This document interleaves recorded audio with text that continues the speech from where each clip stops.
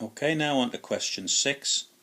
This, if you got full marks, you get 8 marks for this one. Again, this was quite poorly done. It asks about the wages of bricklayers in Britain.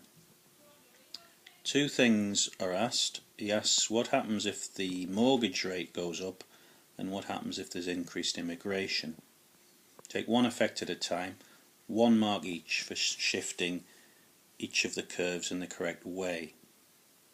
So if there's a rise in mortgage rates, the price of mortgages, there'll be a fall in the demand for mortgages, a movement along the demand curve with a curtailment of quantity demanded, and therefore there will be a fall in the demand for bricklayers, because the demand for bricklayers is derived demand. Now again, Bob Nutter was expecting to see a few people talk about derived demand, but unfortunately the vast majority didn't.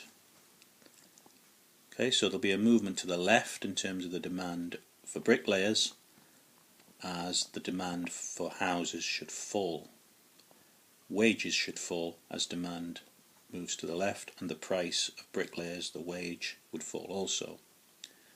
With increased immigration, the supply of bricklayers should shift to the right. There should be an increase in the supply as more bricklayers are coming in from Eastern Europe. This again shows the importance of following things on the news, but of course this was what was happening in the economy a few years ago. So in effect we've got a double whammy. We've got a fall in demand and an increase in supply. Draw the curves, move them in the correct manner, and show the new equilibrium. Start the first paragraph off with "in theory". In theory there should be a sharp reduction in wages because both demand has shifted to the left and supply has shifted to the right. Now if you do all that and you explain it well, you could get up to 6 marks. But it doesn't stop at 6 marks, it's an 8-mark question. So we need to evaluate. So think why the theoretical effects of a sharp reduction in wages might not actually apply. What factors can you think of? Well, of course, one evaluation technique is always time lags. If a lot of bricklayers got off a plane tomorrow, it's unlikely that wages would fall within the hour. There will be some kind of time lag. Talk about one effect for evaluation. Many bricklayers may receive just above the minimum wage. So the minimum wage would act as a floor beneath which wages could not sink too far. That might be another effect, another evaluative point. Another effect, of course, is that bricklayers don't just build new houses. They could build Olympic stadia, they could build roads, they could build extensions to conservatories. They can do some DIY work. So that might be another reason why wages might not fall. So think about the theoretical effects, think about the practical effects, but make sure you get your diagrams spot on. Now just shifting one curve on an 8-marker was unlikely to get you the full marks. You would usually have to shift 2.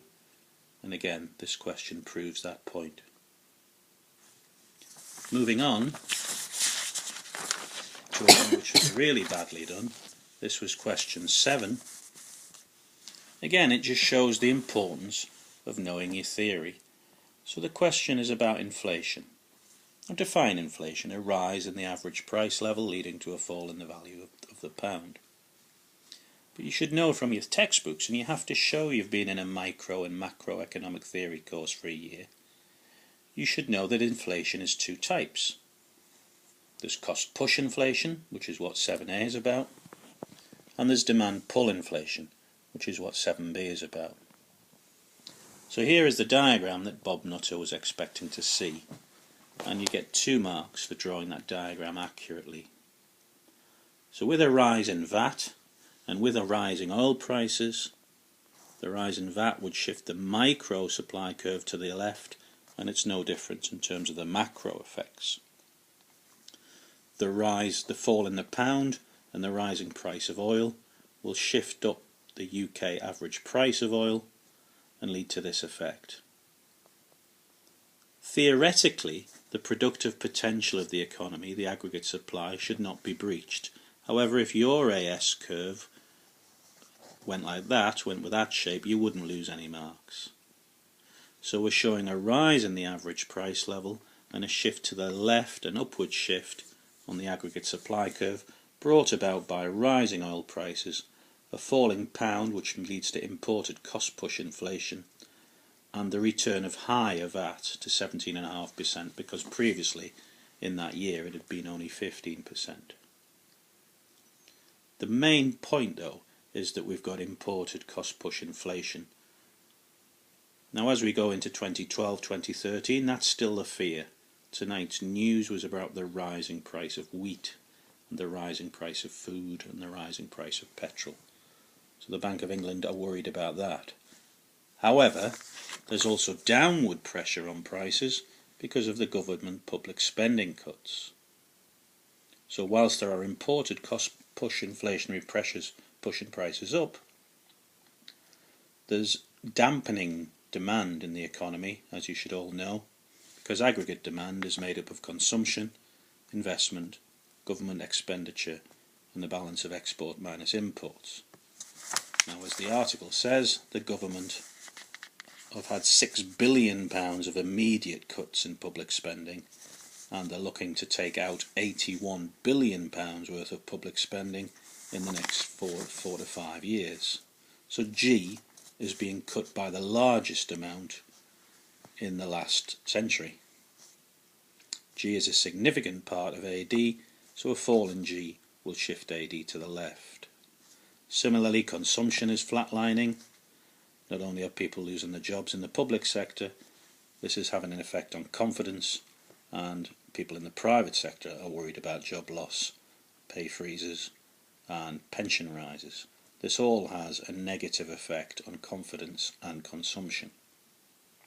Just a hint, normally we draw our Keynesian aggregate supply curve flat at this point.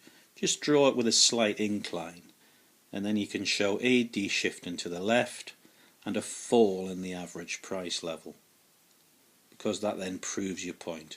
You've used the data sufficiently. Also, examiners are very punishing if you don't label your axes correctly. Bob Nutter gets furious when he just sees P and Q. This is a macro Keynesian aggregate demand and aggregate supply curve. So 2 marks for the diagram, and then you in your own words would write two or three lines for an explanation. I just remind you that if you manage to get 5 out of 8 on this sort of question, you're well on the way to getting an A. You need about 70% on every question.